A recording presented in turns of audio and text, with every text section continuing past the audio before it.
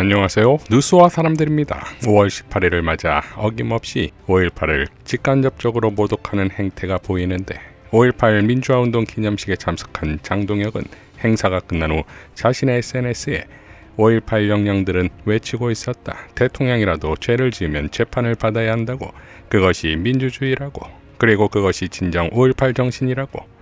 자, 그래서 윤석열이 재판받고 감옥 간 거 아니냐는 답변이 자동으로 나오는 것, 최근 진보당 현수막과 똑같은 내용이기 때문이지요. 이제 국힘당이라도 죄를 지으면 정당 해산되는 것이 민주주의이자 진정한 5.18 정신이 될 것입니다. 자, 장동혁이 이러고 있을 때 서울에선 원내대표 송원석 망언이 터졌는데 기자들과 티타임에서 장동혁 대표의 5.18 기념식 참석 관련 질문이 나오자 송원석 원내대표는 모르지, 오늘 어떤 상황이 생길지, 그래서 나는 더러워서 안 간다 라고 웃으며 답했다는 겁니다. 더러워서는 더러워서의 사투리라지요. 이에 대해 정청래 대표는 5.18 질문에 송원석, 광주 어떤 상황 생길지 더러워서 안 가. 오마이뉴스. 처음엔 더워서 안 간다는 줄 알았다. 내가 잘못 읽었나 보다 했다. 이 기사가 사실이라면 참 비정한 사람들이다. 에잇 나쁜 사람들 라고 일갈했고, 이주희 원내대변인은 광주 더러워서 안 간다는 망언 반민주적인 국민의힘의 본색이다. 이 충격적인 발언에 더불어민주당은 깊은 분노를 표한다. 송 원내대표는 광주 시민과 국민 앞에 머리 숙여 사죄하라 라고 일갈했습니다. 이처럼 논란이 확산되자 국힘 원내대변실 관계자는 더러워서가 아니라 서러워서 안 간다고 말했다. 사실관계를 확인하지 않은 비공개 팁타임 보도에 깊은 유감을 표하며 법적 조치를 취할 것이라고 밝혔지요. 자, 그리고 멸공 정용진이 있습니다. 스타벅스 이벤트 문구에 5.18의 탱크데이를 결합한 멘트가 기가 찰 노릇이지요. 논란이 일파만파 커지자 정용진은 스타벅스 대표와 임원들을 경질시켰다고 했는데 그걸로 끝날까요? 이재명 대통령은 다음과 같이 밝혔습니다. 역사적인 광주 5.18 민주화운동 기념일에 광주 희생자들과 광주 시민들의 피어린 투쟁을 모독하는 5.18 탱크데이 이벤트라니, 그날 억울하게 죽어간 생명이 대체 몇이고 그로 인한 정의와 역사의 훼손이 얼마나 엄혹한데 무슨 억하심정으로 이런 짓을 저질렀을까요? 대한민국 공동체와 기본적 인권, 민주주의 가치를 부정하는 이런 저질 장사치의 비인간적 막장 행태에 분노합니다. 마땅히 그에 상응하는 도덕적, 행정적, 법적, 정치적 책임이 주어져야 할 것입니다. 5.18 유가족 피해자들에게 사과는 했습니까? 라고 분노했습니다.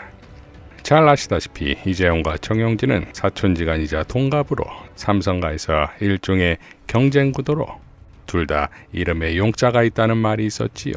이재명의 손을 잡은 이재용은 지난 박근혜 때와 비교하면 전혀 다른 사람이 되었고, 이번 삼성전자 파업위기에 직접 등판해 3번이나 국민께 고개를 숙이며 사과할 정도로 국민과의 소통과 정무적 감각이 높아졌는데, 이와는 너무나 반대되는 반민주적 사건의 중심에 선 정용진은 직접 대국민 사과를 할 수 있을까요?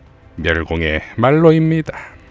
서울 강남 GTX 환승센터 지하 구조물에 설치된 기둥에 철근이 누락되는 중대한 부실 공사가 있었고, 이것을 작년 11월 초에 알았던 서울시가 지금에서야 국토부에 알렸다는 MBC의 단독 보도가 나왔습니다. 이에 국회의원이 민주당 소속 의원들은 다음과 같이 기자회견했지요. 국민의힘은 여전히 정신을 못 차리고 있습니다. 오세훈 후보를 보호하는 데만 급급하고 천만 서울 시민의 안전은 내몰라라 하는 그런 아주 잘못된 행태를 보여주고 있습니다. 시민 안전과 직결된 중대한 문제라면 즉시 명확하게 공유하고 관계기관과 함께 대응하는 것입니다. 그러나 서울시의 대응은 정반대였습니다. GTX-A 삼성역 공사 과정에서 발생한 철근 누락과 구조결함 문제를 지난해 이미 인지하고도 서울시는 이를 국가철도공단과 국토부에 제대로 알리지 않았습니다. 국민의힘은 서울시가 이미 공문으로 보고했다고 주장하고 있습니다. 그러나 그 근거로 제시된 것은 400~500페이지에 달하는 월간 건설사업관리보고서 첨부 자료 속 업무일지 일부에 한두 장 정도 포함되어 있는 내용입니다.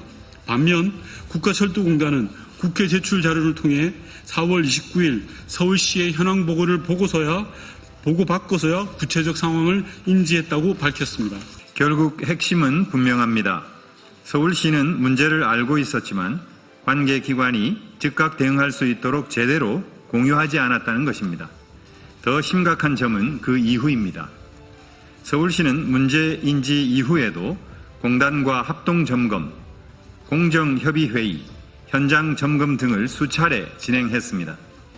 그 과정에서 시민안전과 직결된 구조결함 문제를 별도 안건으로 공식 논의하거나 적극적으로 알린 흔적은 확인되지 않고 있습니다.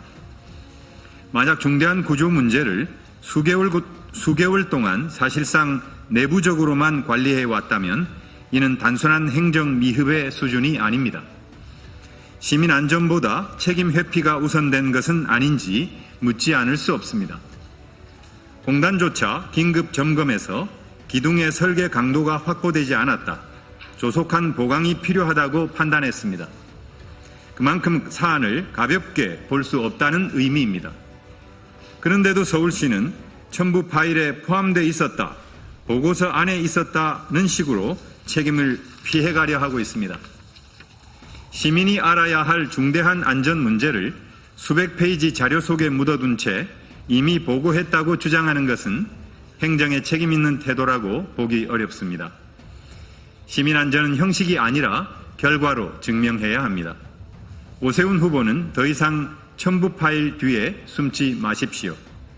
시민 안전을 수백 페이지 보고서 속에 묻어둔 책임, 관계 기관도 시민도 제때 알지 못하게 만든 책임에 대해 직접 답해야 합니다. 자, 그러니까 결국 이 엄청난 부실 공사에서 오세훈만은 반드시 떼어내고자 하는 서울시와 국힘의 몸부림이 보이는 것인데, 박성준 의원은 이렇게 질의합니다. 이 혹시 모를 사고가 있기 때문에 그 보고를, 이 책임의 소재가 있기 때문에 대부분 공무원들은 어떻게 하냐면 윗선까지 다 보고를 하게 돼 있죠. 이 문제가 워낙 큰 문제이기 때문에. 그래서 아마 우리 대통령도 마찬가지, 안전에 있어서 제일 우선이 아닙니까? 그 다음에 기초단체장뿐만 아니라 광역단체장도 뭘 얘기하느냐면 안전을 제일 얘기한단 말이에요. 그래서 이 안전의 최종 책임자는 누구냐면 시장이고 군수고 도지사란 말이에요. 그래서 그 보고를 받게 돼 있는 거 아니겠습니까? 제가 볼 때는 그래요. 제가 정치하면서, 그 전에 제가 방송하면서 다 그랬단 말이에요. 근데 어떻게 서울시만, 저는 이해가 안 가는 게, 여기 도시기반본부에서 자체 판단했고 보고도 안 했고 그냥 다 했다라는 거예요. 이걸 국민들이 어떻게 납득할 수가 있겠습니까? 그러면 앞으로 철근공사 했으면 거기에 있는 담당자들이 알아서 결정하면 끝나는 겁니까? 그럼 사고 나면 시장도지사는 책임이 없고 여기 있는 세 분만 알아서 그냥 하면 되는 거예요? 저는 위기관리 대응에 있어서 제가 뭘 얘기했어요? 공무원의 가장 중요한 것은 위기관리인데, 위기관리 대응이 전혀 안 된 조직이 지금 서울시가 됐단 말이에요. 그러면 상식적으로 봤을 때 이 재난안전과 관련돼서 부시장, 시장한테 다 보고했다라고 좀 볼 수밖에 없는 거고, 오늘 이 보고와 관련된 부분에 있어서도 중요한 거, 철근이 다 누락이 됐어요. 80개 기둥에서 다 누락이 됐는데 50개 기둥은 완전히 누락이 됐다라고 하는 것이 드러났다고 하는 건데, 그러면 이 문제를 국가철도공단에도 대면으로 보고를 해야죠.